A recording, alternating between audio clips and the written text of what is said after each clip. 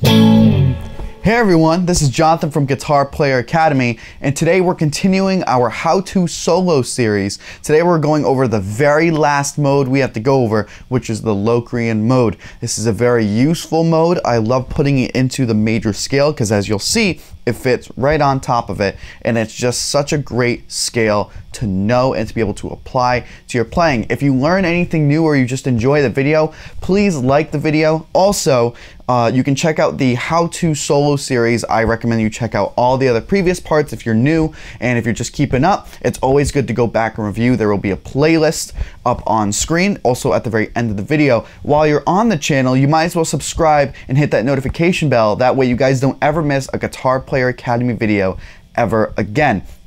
So let's get started. Like the rest of the tutorial, we are still in the key of A, right? The Locrian mode is starting from the 7th note of the A major scale. So if we're going A, B, C sharp, D, E, F sharp, here we are, G sharp, right? G sharp is the 7th note. Now what makes up the Locrian scale is 1, flat 2, flat 3, 4, flat 5, flat 6, flat 7. It's actually a really easy fingering. It sounds more complicated than it really is, right? Actually, what we can do is we can take our A major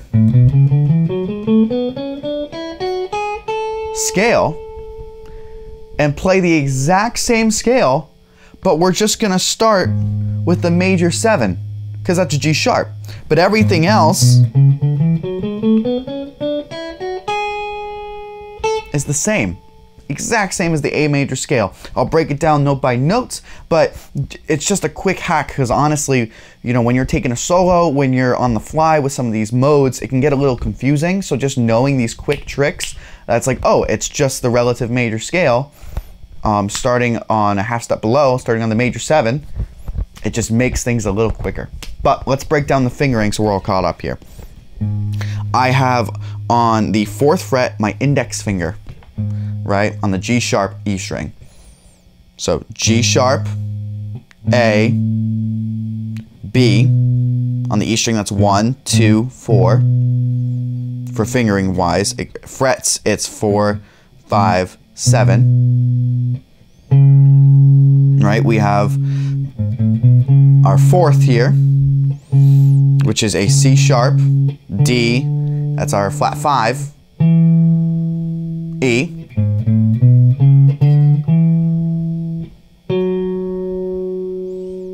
we have an F sharp and a G sharp. So again, that's fingering wise,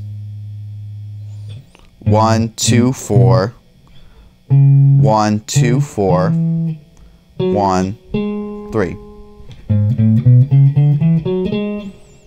1, flat 2, flat 3, 4, flat 5, flat 6, flat 7.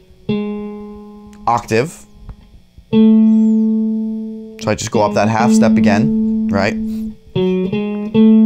My pinky.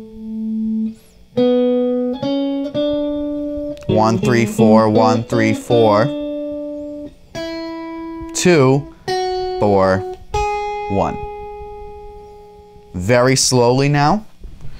1, 2, here we go.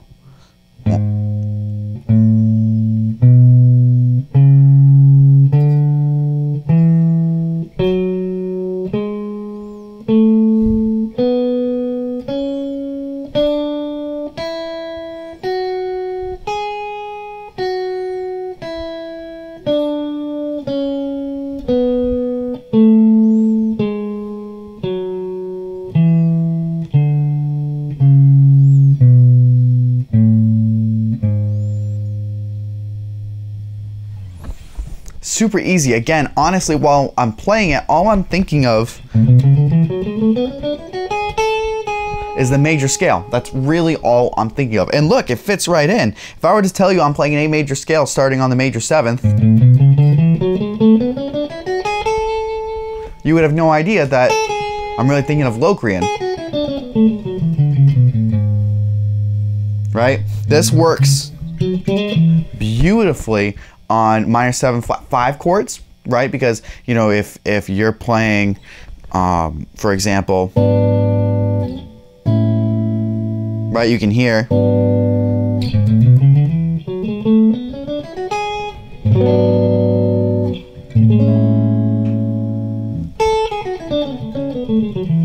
Right? It puts you right in position to resolve that. Again, because it's all based off the 7th degree of the scale. Now that we know the fingering, let's dive into a backing track to see how we can apply it. Right? So I'm playing a very simple, just backing track in the key of A, right? Just goes 1, 6, 4, back to 1. So it's A, F sharp minor, to D. Let's see if we can use the Locrian scale at all. Right? 1's pretty good. But you want to go somewhere.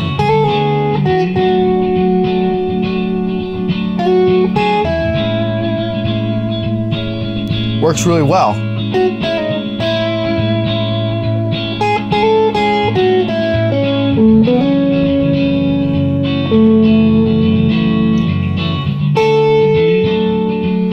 That's one of the entire key.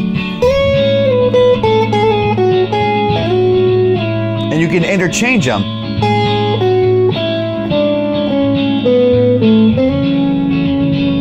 If you heard, you don't want to stick on the flat 5 for very long.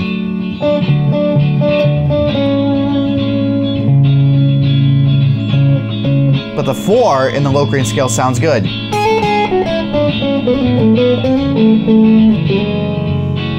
Right?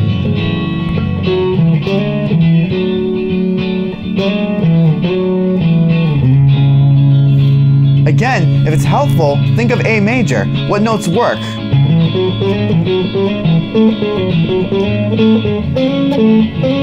C sharp, E, and A. If you're looking for some more flavor and context, put a G sharp in there.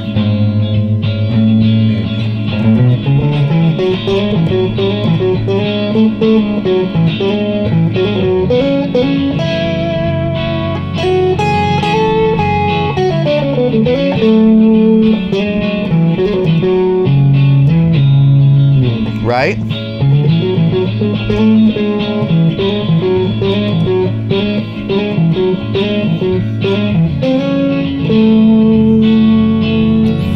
What's great about the Locrian scale, in my opinion, and I'm doing it a lot, is I'm playing with the notes that should be safe within a scale, but in Locrian they're not.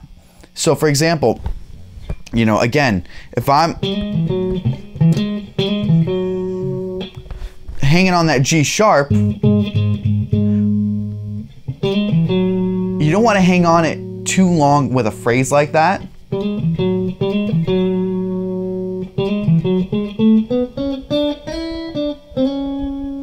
But it's a beautiful launching point to get you throughout the scale, because major 7 makes you just want to resolve in some way, right?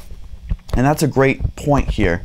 With the Locrian scale, personally, it is one of my favorites. I know I say that about a lot of the scales, but Locrian, I think, is the most useful scale when it comes to making tension and release, because the entire scale, while it's beautiful, in a natural key, right, like in the key of A major, if I'm playing G sharp Locrian, it always wants to go somewhere, because again, we have that minor 7 flat 5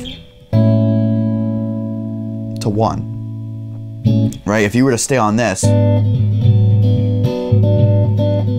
you're like, go insane. But then when you get there, it's like, it's a breath of fresh air, right? So all the same notes that work in the key of A major are the notes you want to shoot for. But what's fun is that, you know, for example, we talk a lot about how the root of a scale is usually pretty safe. G G sharp is a great place to start and end if you're going for a little bit of drama. But if you're just trying to play a super tonic solo, G sharp maybe won't be the best place to start. But you can use it as a launching point. Right? And look, I ended on the C sharp or the key of A. Right? So you really, really want to think of the key of A here, right? The tonic 1, the major. But then what notes in Locrian really help? Again, G sharp to A, awesome. The flat third of the scale, but it's the second degree of the key of A major, B. You can use that, you know, as a 9 in the regular key.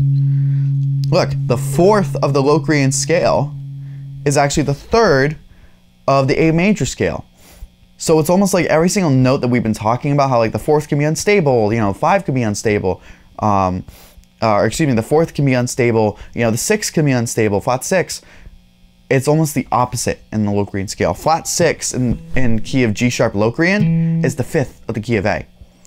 So you kind of want to flip your brain and think, okay, 1 can be unsafe, but is tasty. Flat 3 of the scale, which is the 9 of A major, B, the 2nd degree, you can think, well, you know, it's unsafe, it's unsteady, but it's not the worst, right? And then flat 5, you don't even really want to stay on flat 5, because flat 5 is so close, right? The C sharp, you're going to want to move the C sharp. So you almost want to flip your brain. And I know for all these past parts, I've been talking about chord tones, chord tones, chord tones, chord tones. I totally stick by that, but it's just so you guys know.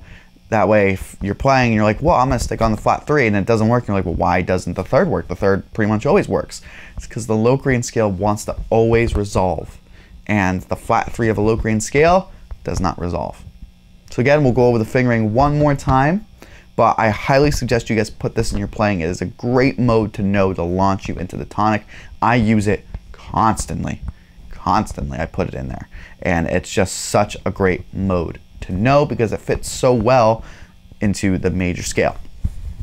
So again, we have